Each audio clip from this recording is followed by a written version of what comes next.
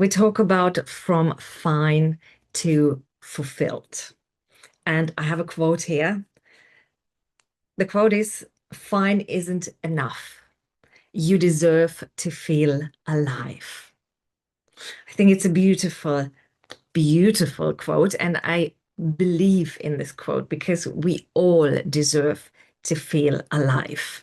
And we go through it when I go through the examples, because I have a beautiful example that I want to share with you how I went from fine to fulfilled. But there's also things you should, not should, that you might want to do to get there because it just doesn't flow just at you and here you go. But before we get there, I want you to do something. What is your definition of fine? When you hear the word fine, what does it mean to you? And now I'm aware, context, yeah, but there is like this general definition. There is something that when I talk to people and they say, how was the food? And then the other person says, oh, not bad. And for me, not bad means, yeah, it's not good. Because good means good. Not bad means, mm, don't know if I would order it again. But that's my definition. So in this case with fine, I want you to think about what's your definition for fine. How does it look like? Do you even have an example of when you say fine and when would you choose a different word? So just keep that in mind while we're going through this session. And the Cambridge Dictionary, I looked it up. What is the definition for fine? And the synonyms for fine. I didn't find a proper description or definition. I found a couple of synonyms. And here are they. So for fine as an adjective, we have the synonyms satisfactory, excellent, thin, like thin line, exact, sunny, bad, or not convenient. So when I look at these synonyms, it's like it's the whole range. Yeah, we go from bad, not convenient, to excellent. But again, it depends on context. But nevertheless, what's your definition? Just think about it. Write it down if something pops up. And now I want to go through the examples. So examples of you being fine and maybe, probably not fulfilled. So the first one is going through routines without excitement. And my personal example, here it comes, because as you know, I'm a business owner. I run my business as a relationship coach and mental health support. And when I started this business, you listen to all of these voices, all of these business coaches, all of these experts in X, Y, Z, and they tell you, you need to do this, you need to do that, you need to do that, and you need to be consistent and you need to do it every day. And even if you don't like it, it's just the consistency and you will get to like it, etc., etc. So you get so many voices telling you what you need, what you should, what you have to do to be successful. And you do it. I did it. I didn't get successful with what they told me to do and what I did. And I was miserable. So not successful, miserable, dreading, particularly the admin stuff, the posting, the writing. It felt like it's a chore. I'm not enjoying it. The only time when I'm happy is when I work with my clients. And that was like, oh, a lift up, and then, oh, now I have to go down in my dungeon and be unhappy. And when people would ask me, so how is it? Entrepreneur, business, it's fine. So for me, fine in that moment was it's not convenient. Not to say it was shite. It was horrible. I was crying so many times. I was dreading all that work, but I felt fine and I felt it needs to happen. You don't need to be fulfilled to create a business, to grow a business. People told me, all these experts told me, that's not the case. You won't feel fulfilled. Now, here's the thing. And we'll come back to this later in connection, but I want you to know right now that the change when business became successful, when I became fulfilled, happened when I brought excitement into the routines. How I did that, we go to that later when it's the how do you get there? But know this, it means leave stuff out and it means bring stuff in. Yeah, it not just happens because you have this automation now and you've done it so many times and now you feel the excitement, or in the other way around, that because you have done it so long, for so long, that no excitement is left. You often, clients come to me, people talk in social media around the world when I just talk to them about their relationship. They believe that a long-term relationship loses all its excitement. It's not fulfilled anymore. It's fine. That's a belief.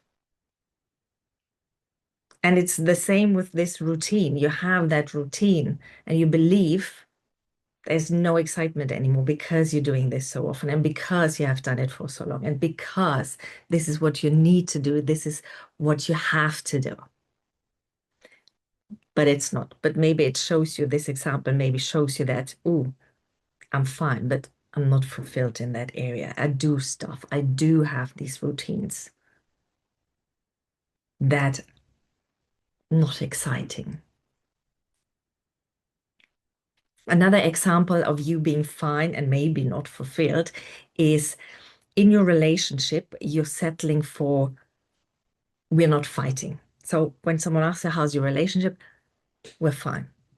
We're not fighting. And I hear that very often. Don't get me wrong. I hear that so often that couples, individuals, when they come to work with me, they believe that that is harmony. That is a good thing, that you are fine in your relationship because you are not fighting. But it's the opposite, because not fighting means avoiding conflict, avoiding the truth, build up resentment, disconnection, all of that. But you're fine. But which of the synonyms is it? Yeah. Is it not convenient? Is it bad? Is it satisfactory? Be true to yourself. Be honest with yourself.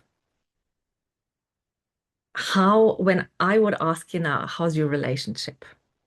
And you say, fine. What do you mean by fine? And if it's not that excellent, it's satisfactory, I'm fulfilled, then the question is, what are you avoiding?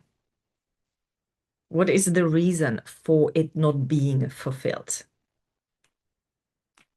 Number 3, the third example of why you're being fine, why you might be fine and not fulfilled, is that you're feeling flat even after achievements. So that means I saw a post yesterday, the day before yesterday, I don't remember.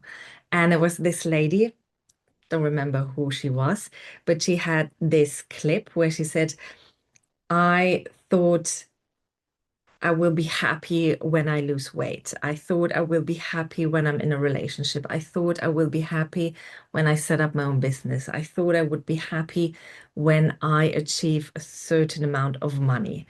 I thought I would be happy, da da da. So the list goes on and on and on. And every time she achieves something, the next point gets added. And she believes that, yeah, I will be happy. I will be fulfilled. I will be satisfied when I achieve the next thing. Of course, it doesn't happen. There is this short-term happiness satisfaction, but usually it doesn't last longer than at max 4 weeks.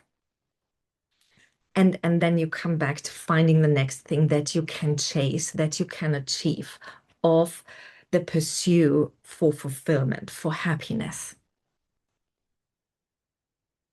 And if you find yourself in this description, when I ask you, how do you feel?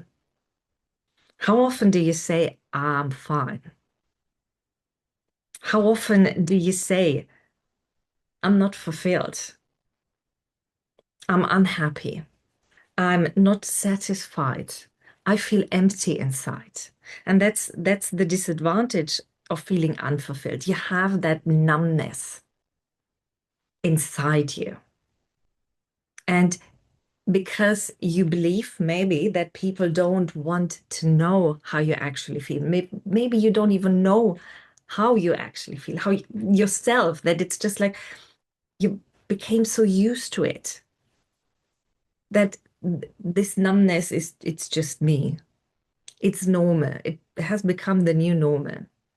Or maybe it's that the disconnection in your relationship has grown more and more and more, and now it's fine. We're fine because that has become the new normal.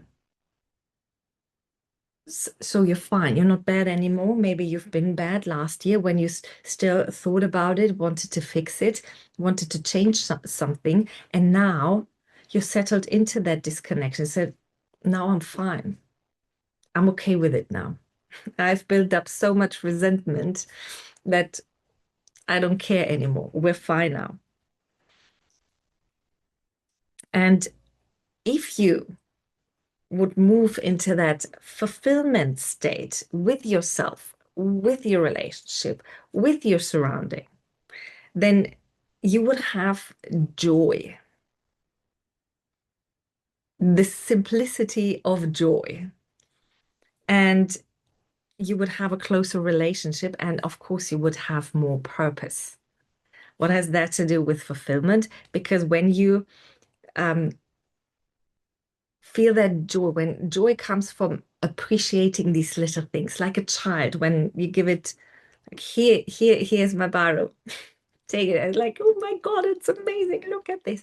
That's the simple joy. And that gives you the purpose to look for more simple joy. That gives you a purpose to not run after these achievements, after the I need to find joy now, I need to find fulfillment, I need to do that. It's more you sit back and you appreciate what's there. We talk about gratitude. Yeah? It comes back to gratitude in this point. It's just there. And then you appreciate it. And that gives you the purpose to get up in the morning because it's, oh, what a wonderful day. Even if it's raining, even if it's very cold, whatever it is, it's just like wonderful. Now, the big question is, how do you get there? How do you feel fulfilled? Now, the thing is, feeling fulfilled is a feeling. You feel fulfilled. And if you've been here with me, you know that I teach you that your feelings are created through your mind, through your thoughts. So they're not just there. It's a thought that starts, that creates these feelings. And the thought is created by all those interpretations from everything you've experienced until this moment in time. And from your values, your fears, your worries, your hopes, your dreams, your beliefs, everything. Everything comes together and says, oh, here's the thought. Thought creates the feeling. So you feel fulfilled. Now, if you know that now, that means that feeling fulfilled, there is a thought behind it. There is a thought that creates you to feel, to say, I feel fulfilled or I feel fine. Find that thought. Find that thought that creates either I'm fine or I'm fulfilled, or find both. Up to you. Do as much as you want, go wild. Find those thoughts.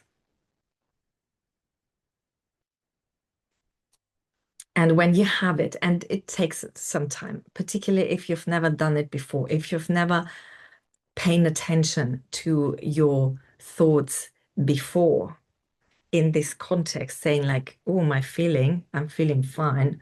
Oh, what thought came before that? What was I thinking? If you're not used to that, it probably takes some time to get used to it and to find that thought again. And just take a wild guess. Write it down. See what thought comes up. And then what you could do, maybe you say, if that you find the thought for I'm fine in this situation, when I say I'm fine, what thought comes up, creating that feeling? And I said, okay, how could I change that sentence, that thought, to make me feel fulfilled? And here we come, gratitude again, yeah, because when gratitude, what you do with the gratitude, you find gratitude in everything if you want to. It just takes a swap of perspective. You just move the perspective in a different direction, and that's how you find the gratitude in everything.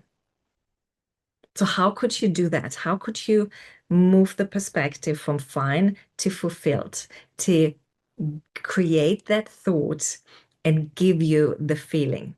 It doesn't have to do with the same part that made you feel fine. We want to create the feeling here, and that is fulfillment. So even if, let's say, pick an example. How's your coffee? And I said, yeah, I'm fine. It's okay. It's fine. So how could you do that and say, oh, I'm really happy with my coffee. I feel so happy with my coffee. What perspective could you change from it's okay? Because the coffee stays the same. The perspective could change. Say instead of the coffee, you could also say, you know, coffee is still right, but it's so enjoyable and amazing to be outside and to sit here and observe the people. That makes me fulfilled. That makes me happy. Yeah, you change the perspective. I hope that makes sense. Another thing you could do is that you identify one area you're settling. So one area where you say, I'm settling, I'm going with fine. And I'm going with my example that I shared with you with the business. I went with fine. I'm fine. I make money. I do these things that I have. I have engagement. People are coming. Da da da da da. Everything was fine. I was settling for fine. I wanted more, but I was settling for fine. And then the next step you do is you write a list of what would feel fulfilling. How would that look like? What would it be? What I did in my case is that I thought, okay, let's list all the things that I do in my business. Everything from admin to the coaching, from these live classes, everything, everything, everything, everything. And then I rated them. I created a scale, said, okay, enjoyment. How much do I enjoy doing these tasks? So off I went and I rated each and every single task. And then I had another rating scale, said, okay, what of these do I need and want? So a couple of rating scales came additionally to it, and I ended up just leaving so much stuff out that I've done before, even though these experts told me, do it. It's necessary. Without them, you won't be successful. And I believed, yeah. don't want to hide that fact that I believed them. That's why I did them. But only when I decided, no, I want that enjoyment. I want to feel fulfilled. I don't want to be scared or try to avoid working on my business and in my business because of these tasks that I'm doing. I didn't want that anymore. And when I changed that, when I went through my list, like you can do with your list, and then say, okay, what can I do? For me, it was, I'm not doing this anymore. I'm not doing this anymore. But I want to do this, more of this, because I love doing this. So I want to do more of this. And that's what you do. You take a step forward. When you have your list, you take a step towards it to get that fulfillment. And what happened for me is that my business bloomed, it grew. And I believe it was because I let go of all of that that wasn't enjoying, joyful, fulfilling to me. And I gave myself more of that, more of what gave me joy, more of what fulfilled me, more what made me happy. And I believe that people told me that my energy is different. I'm showing up differently. As a coach, I've grown. And it's simply because I choose fulfillment over fine. I choose joy over okay. Now, don't get me wrong, there are tasks in your life, in my life, that are just like, yeah, you struggle to put the enjoyment and excitement into them. But here is my suggestion that your thoughts create your reality. So you choose what you want to make out of it. Because I said to one client today, said your life is meaningless. You give every single second in your life meaning. So when you need to do a task, when you say, okay, I if I don't do this task, it's your choice. I choose to do this task because I don't like the consequence that comes from not doing this task. What if you don't give any meaning to it? It's like I'm just doing it. Full stop. End of story. Like me today, before I prepared for this session, I did the laundry and I tidied up the kitchen. When I came home after my client sessions, I went into the kitchen and thought, oh my God, it's like an explosion in here. And my brain went into, oh, can't be asked to tidy that up. And then I said, okay, I'll leave it. I walk the dogs, I come back, I have some lunch. And then after lunch, I got up and said, I'm doing it now. I chose to do it now. And that was the end of the story. No more drama, no more, not positive, not negative. It was just like, I'm doing it now. So in I went, and 15 minutes later, everything was done. Everything was clean and tidied up again. But I chose to get up because I didn't like the consequence. I chose to stop, to just say, I'm doing it. I choose not to give it further meaning, not to get annoyed with every plate that I take out of the dishwasher. You could do that. Of course you can. It's your choice. But it's up to you what you make out of it. And with that, I'm finishing my class.